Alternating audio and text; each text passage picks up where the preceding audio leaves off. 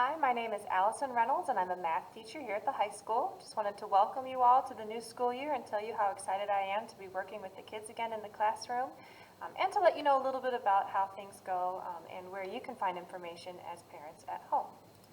So if you go to my website, this should be linked in Progress Book. It might take you to this page. It might take you directly to your classes page for your student.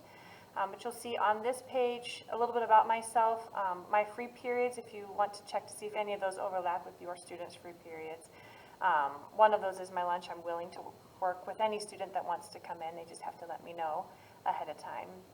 2B, 3, 5B, 6A, and 8A, there are my free periods. Up at the top, you will see the different headers here. The two classes I teach, Calculus, BCA, and Geometry. I also assist with our school's esports team. There's some recommended reading. These are just a few of my favorite books. And then college students. I frequently have college students that come and ask me questions, and there are some links there as well. But important information for you as parents. Under your classes tab, you will see a schedule. This is the same schedule that is linked in their Google Classroom, so what they see, you see. That way you can kind of keep track and know what is expected of them and when their upcoming tests are. If you scroll down, you should also see the class expectations and some classroom policies as well.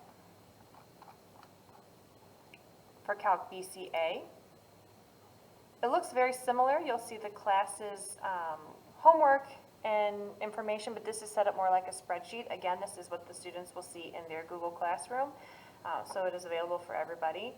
And if you scroll down again, you'll see the classroom policies.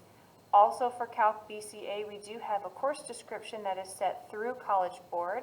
So we'll be going through this intensely as a class here in a few weeks to understand what's expected. I've already discussed a little bit about the standards and how far we are, and the differences between Calc AB and Calc BC. And those you'll find in that course description as well.